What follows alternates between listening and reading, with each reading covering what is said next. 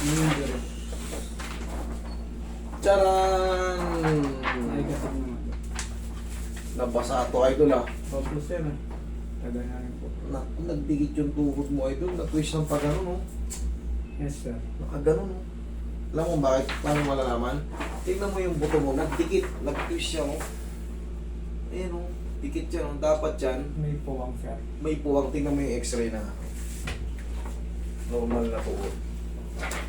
Yan ang nagpapasakit sa tuhod mo. Kailangan, meron siyang clearance. Yes po. Hindi. Kasi pag buto sa buto nagtama, alam mo na yun, masakit yun pag buto sa buto. Pagka inistan mo na ngayon, kunyari, igaganon mo, yung Parang gagano siya sir. parang oo. Eh nga, kaya nasabi ko sa'yo, nakaganon. Oh. Yes po. Kasi yung allowance itong sa'yo, kung makikita mo, itong bungad na itong makapal, Yes po. ay makapal, yung, kumbaga, hindi mo na makita yung ano, ito kita po, tingnan mo yung line niya to, Opo. sapul na kagad yun doon sa likod.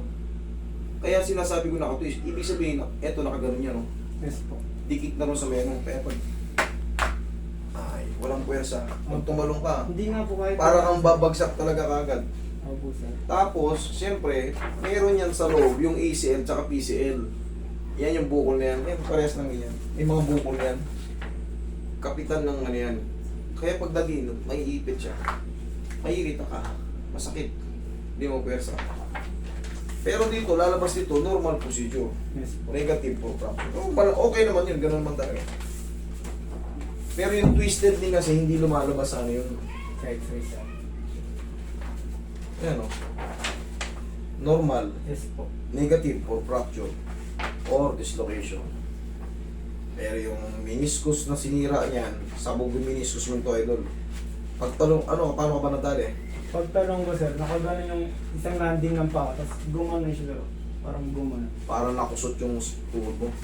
Napilipit. Yung buto ko gumanon sir.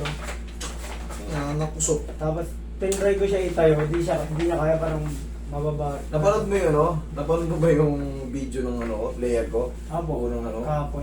Kahapon ka nung ko napanood niya, pero... Ganun din yung bagsak nung nakapaganito yung bagsak ko. Yes sir. Tinamaan ng bowler. Ganun ka. Parang Hinata ko kagad eh. overextended sir, no? Ganun din kagaya sa'yo. Mm. Ang hyperextend kasi pag ganito. Alam mo yung tuping na Apo. paa ng manok, Gumanon. pabaliktad Opo. ng tupi, yun ang hyperextend. Ika nito. Sige, tukod mo. Paano naman? Ngayon nga. Kaya naman po sir. Kaso, Yung ano, di kaya tumalo ng Di kaya ito tumalo. lang. Pero pag ito kaya, pag dito hindi. Parang... wag na. Baka lumusot yan. Sige. Yan. Hindi mo pwersa. Yes po.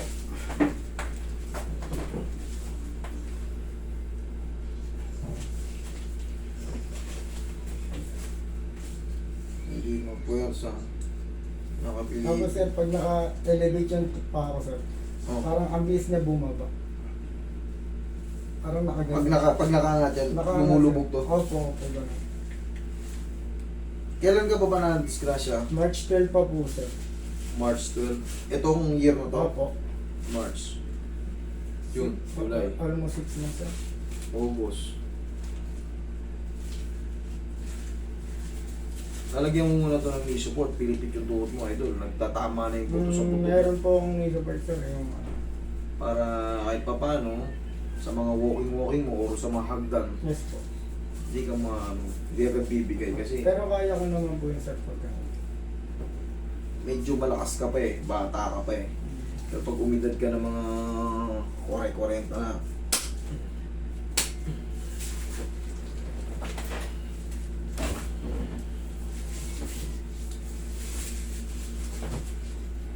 relax na.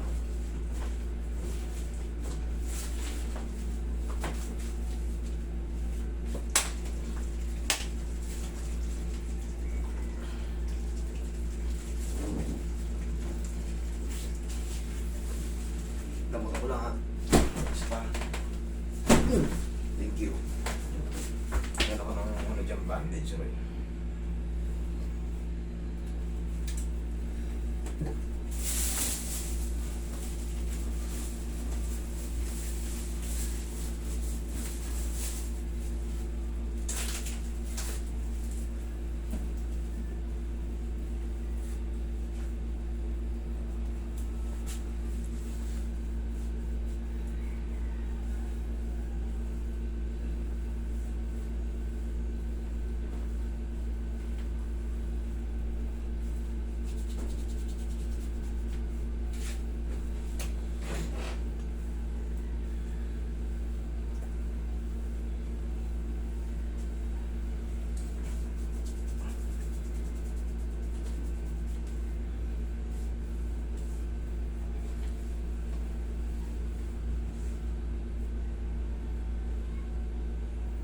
Pilipit na tuhod.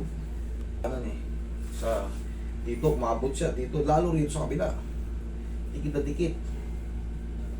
Ibig sabihin nun, nawala yung clearance, pumutok yung shock absorber mo sa tuhod. Ang tawag doon is meniscus tibial flato. Ngayon yun ang nawala sa'yo. Hindi ka pa muna makakalaro ito, huwag mong pwersahin kasi sa impact nakakano yun. Nasisira yung mga talon. Kasi nga, gaya na sabi ko, yun ang shock absorber natin. Sa tibial bed, pumuputok yun. Para lubusan mo maunawaan, panood ka ng knee anatomy. Para makita mo yung mga pyesa ng tuhod kung ano yung nasisira. Kung ano yung mga possible na nasisira. Sa mga, ayun, napilipit ka. Yun. Dito muna hawakan ko eh. Kailangan niya makatanggal yung pag-iipit. Di ba, pirat na Yes pirat? po, sir. Parang pagilan nyo nga po, parang napipigilan ko po eh.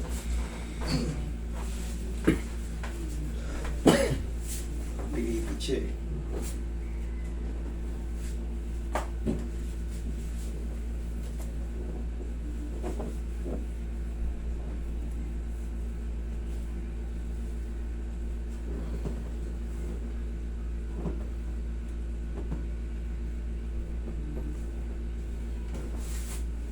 Testing mo nga, idol.